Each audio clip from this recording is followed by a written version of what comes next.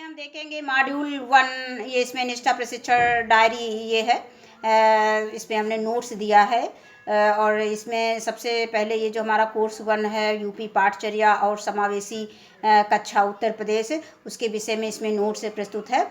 सबसे पहले हम देखेंगे निष्ठा का फुल फॉर्म क्या होता है हिंदी में। स्कूल प्रमुखों और शिक्षकों की समग्र उन्नति के लिए राष्ट्रीय पहल। और इसके बाद इंग्लिश में इसका फुल फॉर्म है national initiative for school heads and teachers holistic advancement.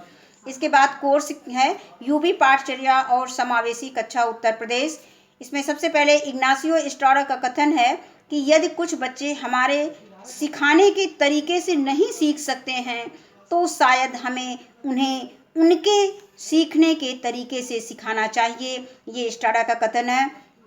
Module का उद्देश्य क्या है?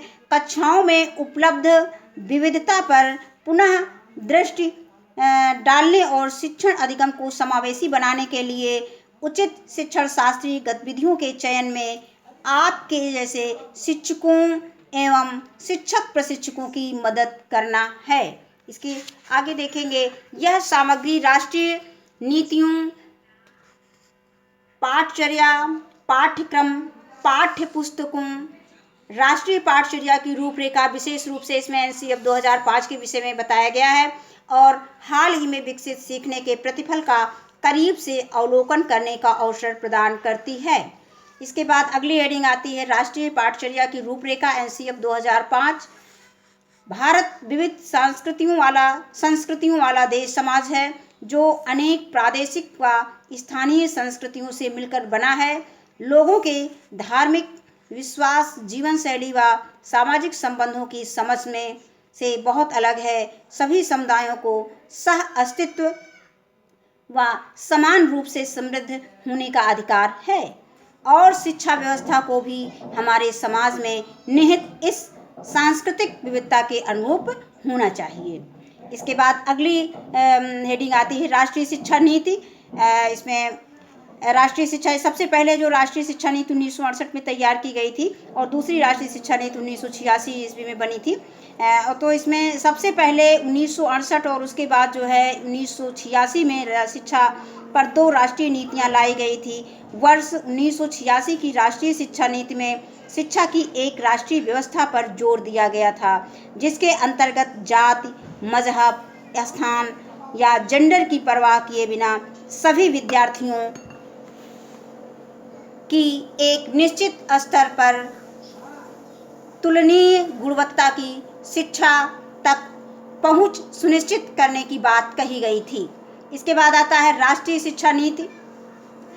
अब राष्ट्रीय शिक्षा नीति के अंतर्गत आता है राष्ट्रीय पाठचर्या की रूपरेखा, फिर उसके बाद आता है पाठचर्या, उसके बाद आता है पाठ्यक्रम, फिर आते हैं पाठ्य पुस्तकें और फिर आता है शिक्षक सहायक सामग्री, उसके बाद आता है सीखने के प्रतिफल जो हमें लर्निंग आउटकम प्राप्त करना है। और इसमें ये हम लोग जो अभी ट्रेनिंग लिए हैं उसमें ये एक टेस्ट में ये आया था कि इसको क्रम से लगाइए, तो ये इसका सही क्रम इसमें दिया गया है कि सबसे पहले आता है राष्ट्रीय शिक्षा नीति, इसके बाद है राष्ट्रीय पाठचर्या की रूपरेखा, इसके बाद है पाठचर्या, फिर है पाठ्यक्रम, फिर पाठ्य पुस्तकें और फिर शिक्षक सहायक सामग्री और इसके बाद सीखने के प्रतिभा जो हमें लर्निंग आउटकम बच्चों से प्राप्त करना है ये। इसके बाद आता है समय के साथ नीतियाँ बदलती हैं और जैसे हम राष्ट्रीय शिक्षा नीति 2019 के प्रारूप की ओर बढ़ते हैं यह परिवर्तन स्पष्ट हो जाता है। उदाहरण के लिए राष्ट्रीय शिक्षा नीति 2019 के प्रारूप में सुझाई गई संरचना 10+2+3 थी और जबकि जो राष्ट्रीय शिक्षा नीति 2019 का प्रारूप है इसमें जो इसका शिक्षा का जो ढांचा दिया गया है वो 5+3+3+4 है। अब इसके बाद देखते हैं कि राष्ट्रीय पाठचर्या की रूपरेखा एनसीएफ 2005 एक ऐतिहासिक दस्तावेज है और दूसरी हेडिंग ये प्रश्न पूछा जा सकता है इस तरह से कि इसकी स्थापना कब हुई है, इसका ये क्या है, मतलब राष्ट्रीय एनसीएफ 2005 क्या है, तो ये क्या है, ये एक ऐतिहासिक दस्तावेज है। और फिर एनसीईआरटी की स्थापना कब हुई थी? 1961 ईस्वी में हुई थी और एनसीईआरटी ने 1988 में प्रारंभिक और माध्यमिक शिक्षा हेतु राष्ट्रीय पाठचर्या रूपरेखा नामक एक और पाठचर्या की रूपरेखा तैयार की। इसके बाद अगला पॉइंट आता है वर्ष 2000 में स्कूली शिक्षा के लिए राष्ट्रीय पाठचर्या रूपरेखा 2000 तैयार की गई। अगला पॉइंट आता है, राष्ट्रीय पाठचर्या की रूपरेखा 2000 का मुख्य जोर अधिगम पर था। ऐसी शिक्षा की ओर ले जाता है जो असमानता से लड़ने में मदद करती है और विद्यार्थियों की सामाजिक, सांस्कृतिक, भावनात्मक और आर्थिक आवश्यकताओं को संबोधित करती है। इसके बाद एनसीईएफ 2005 के मार्गदर्शन के सिद्धांत क्या हैं, इसे देखते हैं। अपने ज्ञान, ये पहला पॉइंट हमने दिया है, अपने ज्ञान को विद्यालय के बाहर जीवन के साथ जोड़ना, इसका जो सिद्धांत है। और दूसरा है सुनिश्चित करना कि अधिगम रटने की विधियों से परे है। इसमें मतलब रटना नहीं है, ऐसे गतिविधि के माध्यम से सीखना है। और इसके बाद है पाठचर्या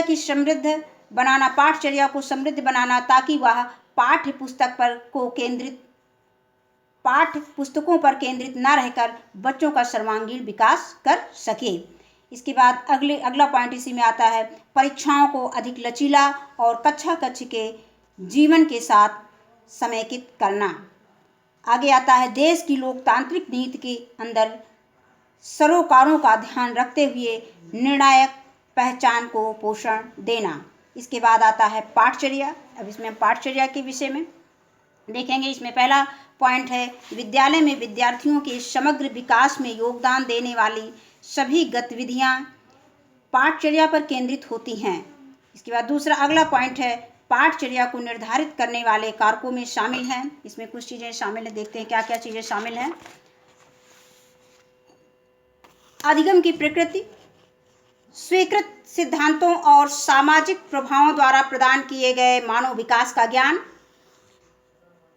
पाठचर्या को परिवर्तनकारी भूमिका निभानी होती है।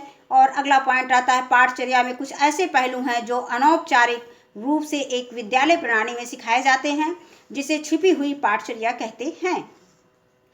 अगला पॉइंट आता है, छिपी हुई पाठचर्या में वे सभी व्यवहार, दृष्टिकोण और मनोभाव शामिल हैं जो विद्यार्थी स्कूल शिक्षा के दौरान प्राप्त करते हैं।